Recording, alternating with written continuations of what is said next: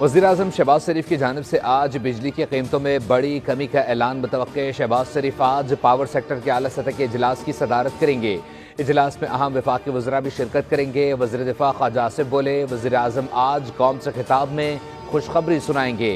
खुशखबरी 2022 से अब तक की मेहनत का सबर होगा। नून लीग और इत्तेहादी कौमी खिदमत को अपना फ़र्ज समझते हैं। तामीर और तरक्की और माशी बहाली का ये सफ़र जारी रहेगा।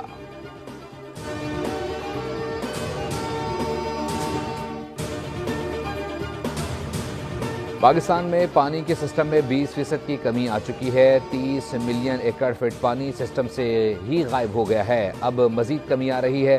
रहनुमा पीपल्स पार्टी चौधरी मंजूर अहमद की प्रेस कॉन्फ्रेंस। कहा, आप एक नहर बनाना चाहते हैं जिसको चौलिस्तान के नाम से याद रखा जा रहा है।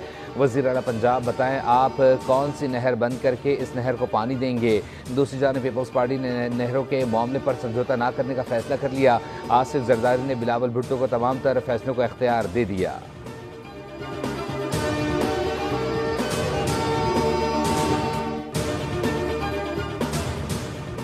जंगल में आग लगाने और दरख्तों की गैर कानूनी कटाई करने वालों की शामत। वज़ीर आला मरियम नवाज शरीफ की हिदायत पर पंजाब के जंगलात में थर्मल इमेजिंग की जदीद तरीन टेक्नोलॉजी से 24 घंटे सेटेलाइट निगरानी के निज़ाम का आगाज़। सीनियर वज़ीर मरियम औरंगज़ेब ने कहा कि जंगल काटने देंगे ना, आग लगाने देंगे ना, गैर कानूनी शिकार होगा।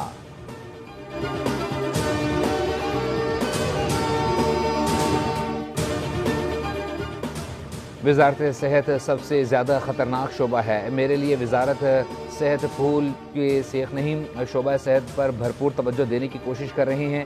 वफाकी वज़ीर सेहत मुस्तफ़ा कमाल की मीडिया से गुफ्तगू। कहा, पिम्स अस्पताल में मनसूबों पर तेज़ी से काम हो रहा है। मैं अमली इक़दामात पर यकीन रखता हूँ।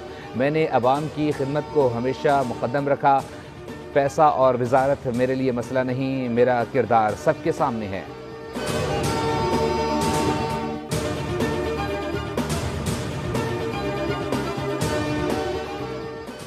ट्रंप ने गरीब ममालिक पर भारी टैरिफ लगा दिए। पाकिस्तान पर 29% टैरिफ आयद।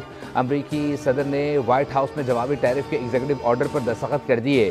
भारत पर 26, चीन पर 34, यूरोपीय यूनियन पर 20% टैरिफ आयद। सऊदी अरब, कतर और अफगानिस्तान पर 10% टैरिफ नाफिज होगा। बांग्लादेश पर 37, जापान पर 24, इसराइल पर 17 और बरतानिया पर 10% टैरिफ लगेगा।